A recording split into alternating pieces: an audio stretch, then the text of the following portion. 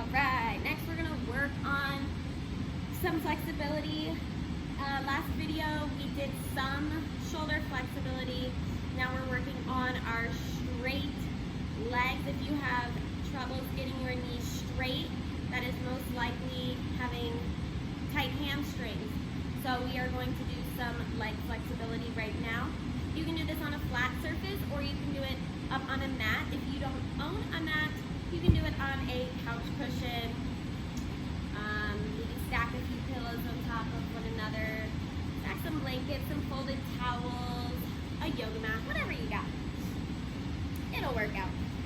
So, you're going to start with your lunge. I'm going to do my right leg lunge. Your front foot is going to be slightly turned out, slightly, not all the way. Okay? Your back foot, you're going to try and keep it in a nice straight line. If you have a line to work on, even better. Do everything on that line. Okay, this is pressing our hips forward and down into the floor.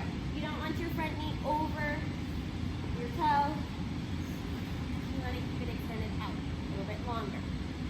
Okay, another one is double stag. You can pull that back leg up, your heel to your bum. Just please don't pull a sickled foot. Sickled foot is that crooked foot that you see with a nice pointed toe, not all sideways and wonky. Next is a straight front leg. For this one, I want you to try and reach your hands out past your front foot. Okay, squeezing our front knee. It is so much easier to do this with a bent knee, but that's not what we're working on. So you want to keep that muscle squeezed and be stretching extended out past your front foot. You also want to make sure your hips are not unsquare. Both hips are facing forward, okay? And your big toe is not rolled in, touching the floor. Straight up and down or slightly turned out like we talked about before, okay?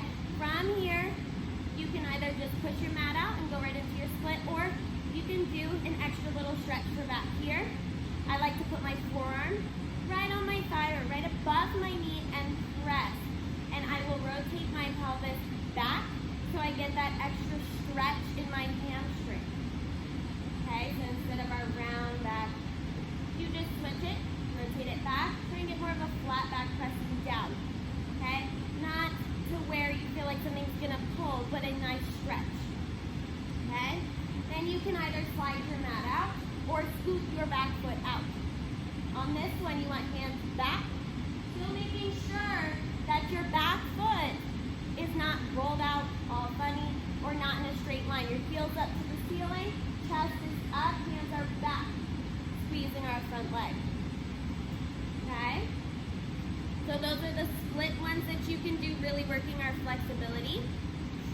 You can be working on middle splits as well, but please be sure that you are in a straight line. Okay? You don't want your bum back lower than your heels or your bum rolled forward, okay? You can do your splits the opposite way as well. Okay, so you can be working with your back leg up on the mat, making sure that it's really just your knee. You don't want your whole thigh up there.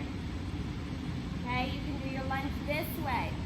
You're gonna get more of a stretch in your hip and your hip flexor this way. Okay, you can do your double stag like this as well, where you hold that back leg up, okay? From here, you can go into your split. Trying to push that front foot up. Now your hands are going to go on the back mat or back cushion. That's to get your chest up. Now, to get it down, I don't want you to roll to the side. Okay? This one's more for your back leg, getting your chest up. If you feel yourself trying to push against your leg, so say you're in your split, I'm going to do my left leg on this one so you're able to see a little better. Okay? Say you're pushing yourself up and there's always that room. Try and just sit in it. Relax your muscles. Don't worry about squeezing on this one. Just relax. Sit in it. Once you feel like, okay, I'm used to it now, then squeeze everything. Make sure it's in a straight line. If you need that extra little boost to get down, you can place your hands on your front thigh. That way, if you try and push down, you end up just pushing yourself down. So, that's what I find works best. Other than that, in working your split flexibility, I would like to see more flexibility in our pike positions. Okay? You can be working it like this, grabbing your heels, pulling yourself down, getting really compressed. So everything is in your legs. Same thing with flex. You're gonna grab at your heels and pull yourself down. Okay, an extra stretch is to do it with flat back. Okay? Also, you can do this standing. If you're doing it standing, you want flat hands on the floor. If this is easy for you already, you're gonna grab the back of your heels and pull. Or, from here, just place your hands back. Same thing if you wanna work it in a straddle, reaching your hands through. Okay? You can work it with a flexed foot in the front, pulling your front toe up. All right? However, through all of those stretches, you need to make sure that you have straight knees. Otherwise, it's counterintuitive to be doing it with bent knees. Only go as far as you can with straight knees. I promise if you practice them every day, they will get better and better, and then there won't even need to be a need to bend your knees. So, those are gonna help you get better straight legs and flexibility for when we do our dance, our kicks, leaps, jumps, all that fun stuff. But some other things that you can do to work straight legs, you can be sitting down on the mat, feet hanging off maybe to about your knees, okay? Hands pressed back, and just working on squeezing.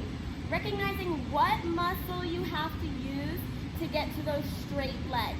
Make sure you have good posture though, everything's pulled back, chin up, you look confident in what you're doing.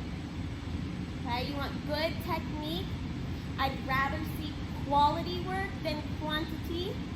So do as many as you can with good, clean technique.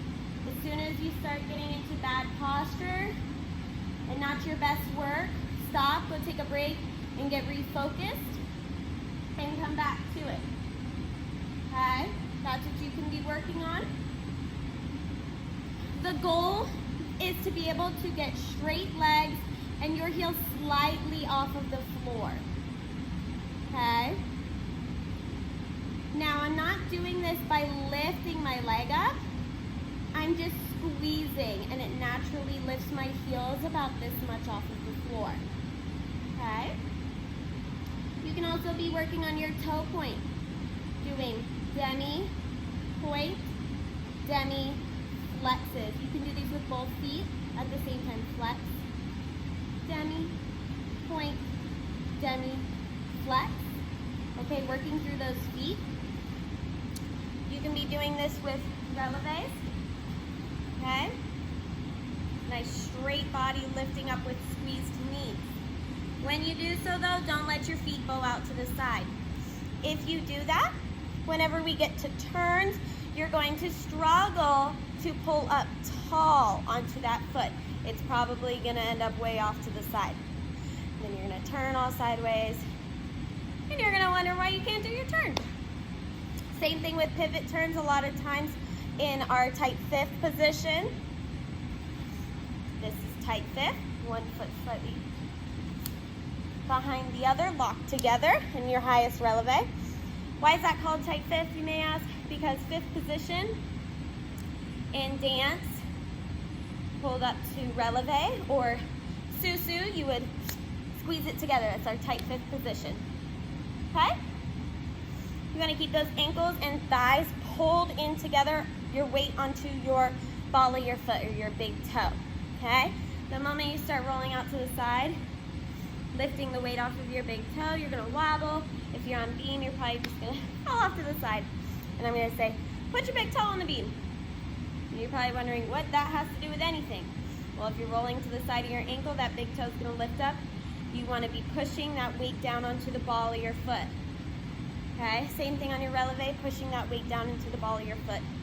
Heel and ankle right on top of the ball of your foot. I'm not sure if you're able to see that from there. Okay, you don't want the weight outside of it, right on top. It's gonna help you with balance, posture in your turns, so on and so forth.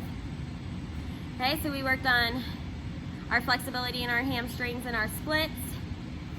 We've got how to work with straight knees, what muscles we need to use, working through our toes, getting that good toe point and releve hold. Now we're gonna apply this all together when we come to kicks. Kicks, a lot of times, we will do them from a stand, arms pulled back, palms are gonna be down to the floor, but those arms are pinched, chin is up. Good foot, I'll point it in front, so I'm gonna use my right foot right now, okay? Making sure when we kick, we're not gonna lift from our hip and turn our hip up. You want your foot slightly turned out, knee is squeezed, hips are right in line. You don't want to be lifting with your hip and turning that front leg in. It's not what you want. So if you practice your splits with your hip turned in and your toe over, like we talked about earlier with our straight leg, you want to make sure your big toe's not on the mat, all turned in. This is where it's going to be a problem if that's the only way you've practiced it. Okay? So here we're slightly turned out. I'm going to make sure that top knee is straight and the bottom knee is straight. This bottom knee is very important. It almost becomes an afterthought because gymnasts can only see their front leg. So that's what they're mainly focused on. If I say squeeze your legs, they see it, that's the one they're thinking about, and they kind of lose what's going on down there. Both knees have to be straight. Okay? Pinch back and pull. Okay, I'm not worried about so much height as I am with straight knees, pointed feet.